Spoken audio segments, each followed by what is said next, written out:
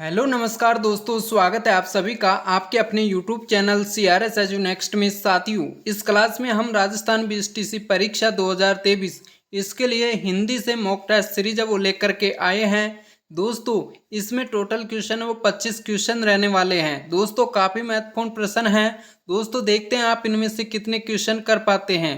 दोस्तों, यदि आप इनमें से 15+ क्वेश्चन भी सही करते हैं तो दोस्तों मान लीजिए कि आपकी तैयारी है हिंदी में काफ़ी अच्छी है। तो दोस्तों, कमेंट सेशन में आपको ज़रूर बताना है कि आप कितने क्वेश्चनों के आंसर वो सही करते हैं। तो दोस्तों, क्लास को स्टार्ट करते हैं। तो दोस्तों, हमारे पास में पहला क्वेश्चन है, यद्यपि यद्यपि शब्द का सही संधि विच्छेद कीजिए। तो इनमें से यद्यपि शब्द का सही संधि विच्छेद कौन सा होगा? तो इसका जो आंसर होगा वो हो जाएगा ऑप्शन नंबर 4, यदि प्लस अपि। दोस्तों, यदि प्लस अपि, इससे बनेगा यद्यपि शब्द। दोस्तों, इसमें जो संधि है वो यण संधि है।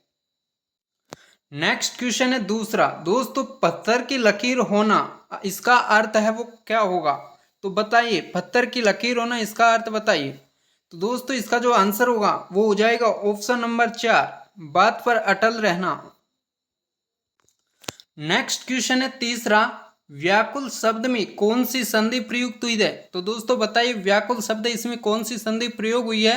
तो इसका जो आंसर होगा वो हो जाएगा दोस्तों ऑप्शन नंबर 4, यण संधि। दोस्तों, इसका जो संधि विच्छेद करेंगे तो दोस्तों वो बनेगा वी प्लस आकुल। अगला प्रश्न है चौथा, दोस्तों काम काज का कोरा होना। तो दोस्तों बताइए, काम काज का कोरा होना मुहावरे का अर्थ क्या होगा? तो काम काज का कोरा होना इस मुहावरे का अर्थ होगा दोस्तों ऑप्शन नंबर 3, यानी कि ऑप्शन नंबर 3, काम न जानना इसका अर्थ हो जाएगा। नेक्स्ट क्वेश्चन है पांचवा, प्रत्युत्तर शब्द में कौन सा उपसर्ग प्रयुक्त हुआ है? तो बताइए, प्रत्युत्तर जो शब्द है इसमें कौन सा उपसर्ग है वो प्रयोग में हुआ है? तो इसका जो आंसर होगा वो हो जाएगा साथियों ऑप्शन नंबर 4, प्रति उपसर्ग। नेक्स्ट क्वेश्चन है छठा, इनमें से सूरज का पर्यायवाची शब्द कौन सा है? तो दोस्तों बताइए कि इनमें से सूरज का पर्यायवाची शब्द है वो कौन सा है?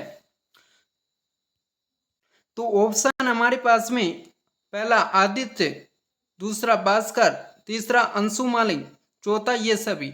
तो इसका जो आंसर होगा वो हो जाएगा साथियों ऑप्शन नंबर 4, ये सभी, यानी कि आदित्य, भास्कर, अंशुमाली ये सभी हैं जो सूरज के पर्यायवाची शब्द हैं। अगला प्रश्न है सातवां, नैसर्गिक का विलोम शब्द क्या होगा? तो बताइए, नैसर्गिक शब्द है इसका विलोम शब्द है वो कौन सा होगा? तो साथियों, नैसर्गिक जो शब्द होता है इसका जो अर्थ होता है वो होता है प्राकृतिक। तो दोस्तों, प्राकृतिक शब्द का विलोम शब्द कौन सा होगा? तो दोस्तों, इसका आंसर हो जाएगा ऑप्शन नंबर 1, कृत्रिम। नेक्स्ट क्वेश्चन है आठवां, बहती गंगा में हाथ धोना इसका सही अर्थ क्या है? तो बताइए, बहती गंगा में हाथ धोना मुहावरे का अर्थ होगा वो कौन सा होगा? तो दोस्तों, इसका जो आंसर होगा वो हो जाएगा ऑप्शन नंबर 4, समय का लाभ उठाना।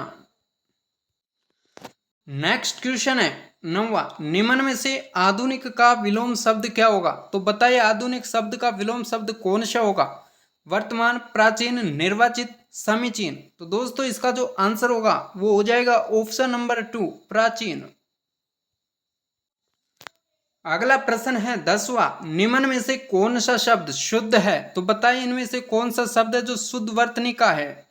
तो साथियों, इसका जो आंसर होगा वो हो जाएगा ऑप्शन नंबर 3, भागीरथी। जो ये वाला शब्द है दोस्तों, ये बिल्कुल करेक्ट आंसर होगा। नेक्स्ट क्वेश्चन है 11वां, वैज्ञानिक शब्द किस प्रत्यय से बना है? तो बताइए, वैज्ञानिक शब्द में कौन सा प्रत्यय का प्रयोग हुआ है? तो दोस्तों, इसका जो आंसर होगा वो हो जाएगा ऑप्शन नंबर 4, इक प्रत्यय। साथियों, क्लास को लाइक कर दीजिए और आपको इसी तरह के हिंदी के क्वेश्चंस चाहिए तो दोस्तों चैनल को सब्सक्राइब कर लीजिए। दोस्तों, आपको इस चैनल पर राजस्थान जी के साथ में हिंदी के मॉक टेस्ट सीरीज है वो उपलब्ध कराए जाएंगे। और साथ ही में आपको बताना है कि आप इनमें से कितने क्वेश्चनों के आंसर है वो सही करते हैं, कमेंट सेशन में जरूर बताना। नेक्स्ट क्वेश्चन है 12वां, कीर्ति शब्द का सही अर्थ क्या होगा? तो बताइए कीर्ति शब्द का जो सही अर्थ होगा वो कौन सा होगा? तो इसका जो आंसर होगा वो हो जाएगा option number 2, yes. Next question है 13वां, निम्न में से गंगा का पर्यायवाची कौन सा है? तो बताइए गंगा का पर्यायवाची कौन सा शब्द होगा? तो दोस्तों इसका जो आंसर होगा वो हो जाएगा ऑप्शन नंबर 1, सुरसरी। अगला प्रश्न है 14वां, निम्न में से कौन सा विकल्प व्यंजन संधि का उदाहरण नहीं है? तो इनमें से कौन सा शब्द है जो व्यंजन संधि का शब्द नहीं है? तो दोस्तों ऑप्शन हमारे पास में पहला वागीश, दूसरा उत्तीर्ण, तीसरा अध्याय, चौथा है दिगंबर। तो दोस्तों इसका जो करेक्ट आंसर होगा वो हो जाएगा ऑप्शन नंबर 3, अध्याय। दोस्तों इसमें व्यंजन संधि नहीं है। नेक्स्ट क्वेश्चन है 15वां, कृत प्रत्यय किस शब्द में नहीं है? तो दोस्तों बताए कृत प्रत्यय है वो कौन से शब्द में नहीं है? तो इसका जो आंसर होगा वो हो जाएगा ऑप्शन नंबर 3, गंवार। दोस्तों गंवार जो शब्द है इसमें कर्तरी प्रत्यय का प्रयोग नहीं हुआ है।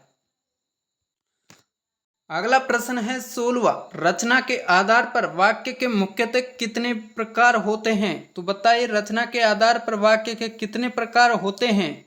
तो इसका जो आंसर होगा वो हो जाएगा ऑप्शन नंबर 2, 3 प्रकार। तो साथियों 3 प्रकार होते हैं रचना के आधार पर वाक्य के। अगला प्रश्न है 17वां, तुम्हारा परिणाम कब आएगा किस प्रकार का वाक्य है? तो दोस्तों तुम्हारा परिणाम कब आएगा इसमें जो वाक्य होगा वो दोस्तों वो हो जाएगा ऑप्शन नंबर 2, प्रश्नवाचक। दोस्तों यहाँ पर तुम्हारा परिणाम कब आएगा, यहाँ पर प्रश्न पूछा जा रहा है। नेक्स्ट क्वेश्चन है 18वां, निम्न में से अवयवी भाव समास का उदाहरण कौन सा है? तो बताइए इनमें से अवयवी भाव समास का उदाहरण कौन सा है? तो इसका जो आंसर होगा वो हो जाएगा दोस्तों ऑप्शन नंबर 4, अस्थिर। अगला प्रश्न है 19वां, निम्न में से कर्मधारय समास का उदाहरण कौन सा नहीं है? तो बताइए जो कर्मधारय समास का उदाहरण है वो कौन सा शब्द नहीं है? तो दोस्तों जल्दी से बताइए कि कौन सा शब्द है जिसमें कर्मधारय समास नहीं है? तो इसका जो आंसर होगा वो हो जाएगा साथी ऑप्शन नंबर 2, धर्माधर्म। अगला प्रश्न है 20वां, निम्न में से कौन सा वाक्य अशुद्ध है? तो बताइए इनमें से कौन सा वाक्य है जो अशुद्ध वर्तनी का है? तो इसका जो आंसर होगा वो हो जाएगा ऑप्शन नंबर 3, प्राय सभी लोग दुखी हैं। तो दोस्तों प्राय सभी लोग दुखी हैं यानी कि संसार में कुछ लोग दुखी हैं तो कुछ लोग सुखी हैं। तो दोस्तों इसका जो आंसर हो जाएगा वो हो जाएगा तीसरा ऑप्शन, यानी कि यह वाक्य अशुद्ध है। नेक्स्ट क्वेश्चन है 21वां, निम्न में से भाववाच्य का उदाहरण कौन सा है? तो बताइए कौन सा वाक्य है जिसमें भाववाच्य है? तो दोस्तों इसका जो आंसर होगा वो हो जाएगा ऑप्शन नंबर 3, अब चला जाए।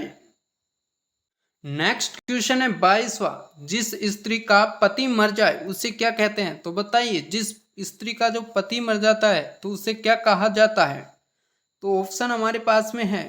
तो दोस्तों इसका जो करेक्ट आंसर होगा वो हो जाएगा ऑप्शन नंबर 4, विधवा। नेक्स्ट क्वेश्चन है 23वां, कोयल किस संज्ञा के अंतर्गत आती है? तो बताइए कोयल कौन सी संज्ञा के अंतर्गत आती है? तो इसका आंसर होगा वो हो जाएगा ऑप्शन नंबर 3, जातिवाचक संज्ञा की। अगला प्रश्न है 24वां, दो प्रधान पदों के बीच प्रयुक्त होने वाला विराम चिन्ह कौन सा है? तो बताइए दो प्रधान पदों के बीच में जो प्रयुक्त होने वाला विराम चिन्ह है वो कौन सा है? तो इसका जो आंसर होगा वो हो जाएगा ऑप्शन नंबर 3, अल्प विराम। दोस्तों नेक्स्ट क्वेश्चन हमारे पास में। तो दोस्तों इससे पहले यदि आपने क्लास को लाइक नहीं किया है तो दोस्तों क्लास को लाइक करें और इसी तरह के क्वेश्चंस के लिए दोस्तों चैनल को सब्सक्राइब कर ले। साथ ही में आपको कमेंट सेक्शन में बताना है कि आप 25 में से कितने क्वेश्चनों के आंसर है वो सही कर पाते हैं। तो दोस्तों 25वां क्वेश्चन हमारे पास में, राम बाजार जा रहा है इस वाक्य में उद्देश्य वो कौन सा है? तो साथियों इसका जो आंसर होगा वो हो जाएगा ऑप्शन नंबर 1 राम। दोस्तों राम है इस वाक्य में उद्देश्य होगा। तो दोस्तों आपको बताना है आपने इन 25 क्वेश्चन में से कितने क्वेश्चन सही करे हैं। और यदि आपको क्लास अच्छी लगी तो लाइक करें और चैनल को सब्सक्राइब कर लीजिए दोस्तों, आपको यदि इसी तरह के क्वेश्चन चाहिए तो दोस्तों मिलते हैं नेक्स्ट क्लास में, तब तक आप सभी का धन्यवाद।